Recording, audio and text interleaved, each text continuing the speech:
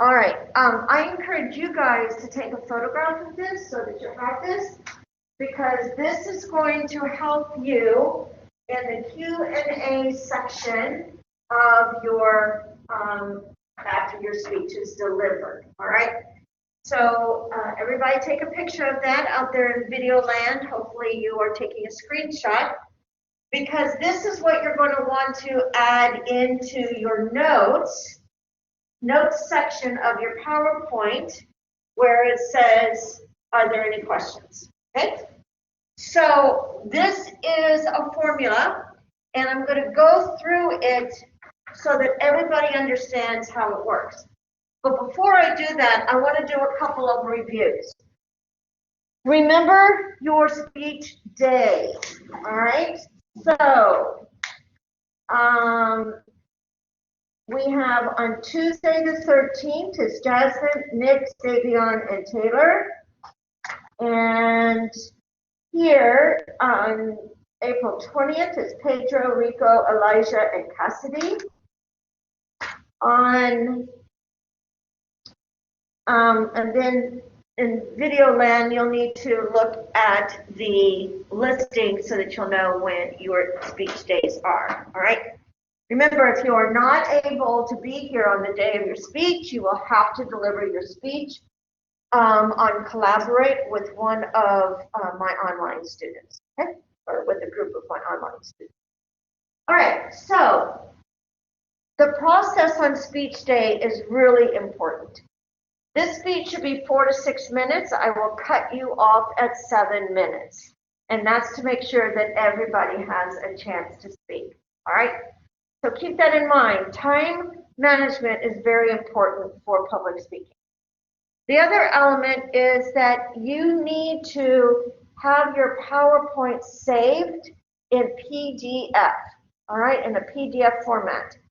Because when you come up here, I am going to upload your PDFs. I'm going to take your PDFs that we have, and I'm going to put them available on the computer so that when it's time for you to present, all you do is click on the image of your PowerPoint, and it will come up and you'll be able to present. So we're going to expedite the process by we front load all the PowerPoints on the computer, and I'll do that before you guys all arrive, all right? And when you are here ready to do your speeches on your speech day, then when you come up, you literally are just going to click on it, all right? Now, here's a couple of other reminders to follow when you are doing a speech. Okay, so let me talk about logistics.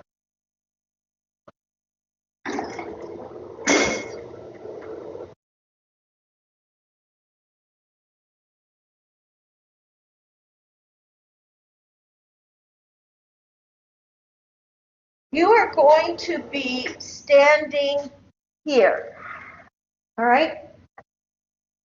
You will have, and classmates, Zoom land, you're out to the right of the computer at the front. You will be speaking facing the corner of the room, okay? So you will be in the corner and you will be facing backwards. I will be videotaping you, but my focus will be on you, not so much the PowerPoint, because I want to videotape you in the delivery of your speech. When it is, and this stuff will not be here, so there will be none of this stuff here. For our taller presenters, if you want to have a podium, you may, but you don't have to. You are going to have the, you guys can see? You're going to have the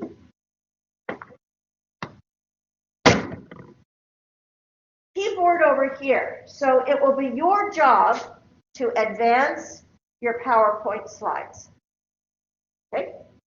So when you have your notes here, you're not going to be using your computers. We're only going to be using this one. So when you are presenting and it's time to advance your slide, you can do either a down arrow key or you can do a click mouse key, or you can do an enter.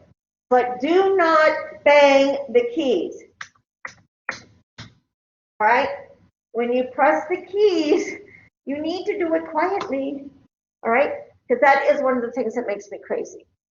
When it's time to point something out on your slide, you will then walk away from the podium and you will walk over here to where it is on the screen. Now, everybody notice, we never point with a finger. Never, ever, ever, ever, ever, ever. You always are going to point with an open palm. All right? Now, you can do it in a couple of ways, but it's an open palm. When you want to show something to your audience, you can look, this is called, you virtually touch it. Virtually, you don't really ever touch it, right? So let's say it's over in the middle of the screen. So you go over, you virtual touch, and then you turn, and now you talk. And you do that so that you are not talking to the screen. Never turn your back on your audience. Okay? So that's called touch, turn, talk. Does that make sense? Yes? No? Okay. When you're done talking about it, then you come back over here to your notes so that you can advance the slide. And that's very popular and that's very effective to go ahead and move away from your podium and create some body changing for your audience to see you move around on up here, right? So that's the touch, turn, talk. That is explained for you under Module 3. So you may want to look at it. It says touch, turn, talk, or TTT. And you'll want to review that when you're doing your rehearsing to make sure that you're doing a good job. All right? Next.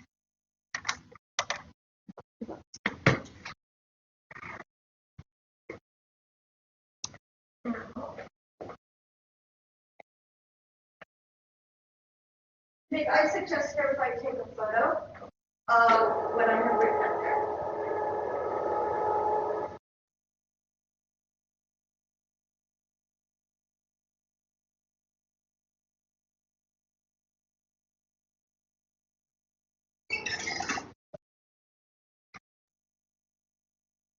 So this is the part that you're going to copy and paste in the notes section of your PowerPoint. Now let me explain this again.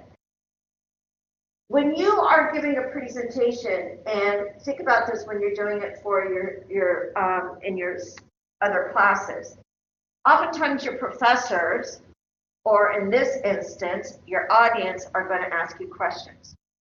Okay? And you guys are going to ask questions because that's going to be an assignment for you as an audience member. When you ask the question, it's hard to answer them. And there's a lot of stuff going on. So what we do is the method of RAA. RAA. Now, the you can mix these up a little bit, but you always, always, always repeat the question before you answer it. Now, the purpose of repeating a question, actually, there's a lot of reasons. Number one is that it enables your brain to figure out how to answer it, right? So it enables you to go back to your memory bank and find out what's the answer. So it gives you some time to literally your brain computer process information. It also enables anybody in the room who did not hear the question to know what is being asked. Because oftentimes audience members speak very quietly and it's difficult for others to hear or they mumble. So you will want to repeat the question before you answer it so that everybody in the audience will know what it is. Some of you have probably been on classmates or sessions or something where somebody say, you know, what was the question? Right? So this enables you to avoid that dilemma. So you repeat the question so everybody can hear it so that you can get some time to come up with an answer. And here's the most important reason. You stall. Right now, you think the world is pretty good. And right now, when you give speeches, you don't have a hostile audience. I've had many hostile audiences. And when you become a public speaker and you are speaking to audiences that may not like the message that you are delivering, or they don't like you, you are putting yourself in an exposed position to be attacked. Think about, all the politicians. Think about the paparazzi and the interviewers of people, for famous people. Think about CEOs who are making an announcement of a company. Think about poor me, when I had to deliver the message as the senior VP responsible for HR that we were going to have a layoff. And I had to go to all the different plant operations as well as our regional offices and make that announcement. And I had to explain the reasons, and I had to provide, the corporate speak, but I also at the same time had to make employees feel okay, right? So you can imagine after I deliver a message that says we are going to have a 10% layoff across the board in all of our plant operations and our offices, and that means that some of you will be affected. You can imagine all the hands that are going up and what they want to know, right? Am I going to lose my job? If I'm going to lose my job, what is it going to be? Am I going to have some severance pay? Am I going to have a package? What will happen to my benefits? And oftentimes, because of the emotionality of the discussion, they are not asked very nicely, right? They want to shoot me, and they want to shoot me fast. And they don't care how much they like me. That's called a hostile audience. And in the real world, you're going to have those occasions at times where you will have a hostile audience. So when you buy time, all right, by repeating it, you enable yourself to ensure that you heard the question correctly. Get rid of your filters. And therefore, you can answer the question that the person is asking. Don't try and pull in extra information, right? So that takes us to affirm. Affirm is where you give a compliment or you show appreciation for an audience member who took a chance, took a risk to ask the question that nobody else wants to ask. Or they're just curious. They're really good students and they have really, really good questions. So you affirm the person, thank you for asking that question. Cassidy, that's awesome. I always can count on you to ask a question. Thank you. All right. Or you affirm the question. Nick, wow, that's some good critical thinking. That is a question that I had not really anticipated. So thank you for that question. Right? So you can do both or you can do or. So everybody tell how I do that. Yes? Questions about that part? All right.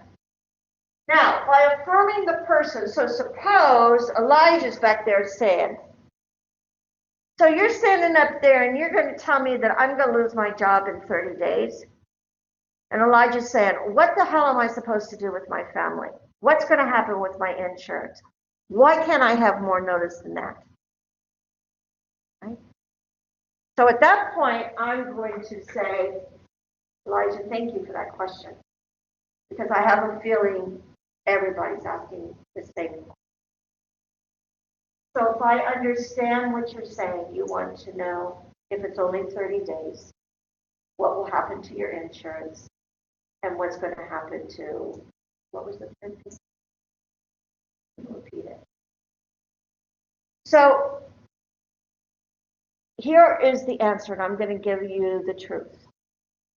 There are some employees, blah, blah, blah, blah, blah, blah, blah, blah, blah, blah, blah. And I will then answer honestly and accurately. No matter how much they don't like the answer, or I'm going to at least try and give it with positive. Now I want you to notice how my voice changed. When that question was asked, and I said, thank you. I don't know if you noticed, but I'm talking up here at this kind of a volume and in this kind of a style. And then when I hear a hostile question, what I'm going to do is to bring it down. Thank you. Thank you, Elijah, for asking that question. You hear my volume? Okay, that's calming. That's to demonstrate that I'm not rattled by the question. And that I'm also empathetic to what Elijah's asking. And I'm going to say, appreciate, I'm going to affirm him because I know he's asking questions that everybody else is interested in knowing. So I'm bringing in the entire audience, and I'm not going to just single out one man. Okay? You see? A lot of psychology in how you handle Q&A. I bet you guys never even thought about it. Okay? Have you? Yeah? Okay? All right, excellent. Now you're going to answer the question. And I guarantee you're going to get some questions from your audience members that you don't know the answer. Don't bullshit. Be honest and say, I don't know because my research did not take me in that direction. Now, what's the difference besides saying, oh, I don't know the answer? What's the difference between saying that and saying, no, I don't know that because my research didn't take me in that direction? What's the difference in those two responses?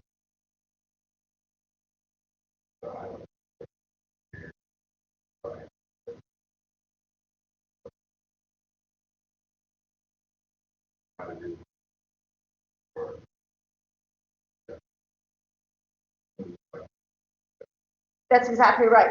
So what you're doing is you're saving, called save face. All right? So you are protecting your integrity, your credibility by focusing on the research, because as we know, with whatever topic you're talking about, research can go in all kinds of directions. And it's times, and you only have a certain amount of time that you're delivering a speech. So by focusing on the research, you are taking it off of yourself. But at the same time, you are protecting so that you are not embarrassed. And again, because you are saying, Rico, thank you for that question. That's a great question. But my research didn't take me quite in that direction. All right. And then you notice the but I will find out and get back to you. But I will find out and get back to you. Now, if you're in a business setting or a political setting, this is an important part, and then you follow through. And if you're in a business, like I've been at a conference, and somebody is asking me a question, oh, wow, what a great question. My research didn't take me in that direction, but I am really curious to know that answer. After the session, if you could come on up, give me your business card, let me see what I can find out, and I will respond to you. Send you an email with an answer. Think fast on your feet. You notice I can't do it with this hand. I only do it with this hand. Anyway, show off. I don't snap with the right finger though. I snap with my ring finger. That's okay, whatever works. You snap. So that's what we're looking for is, because you are working to establish your credibility at the beginning of a speech, and you want to make sure that you don't blow that credibility at the end of your speech. Because your audience is going to remember the first things you say and the last things that you say. And Q&A is at the end. Okay? Any questions about this? Now, for this speech, I am going to listen for how you do this, because this is hard. all right? However, I'm not going to necessarily grade you hard on it, but on your next speech, I am. On your persuasive speech, because that's where you're trying to persuade an argument, all right, somebody to do something. So keep that in mind, that you will want to do good practice this time, all right? And it is on the rubric. All right, goodbye, Video Land. I'm going to turn you off now.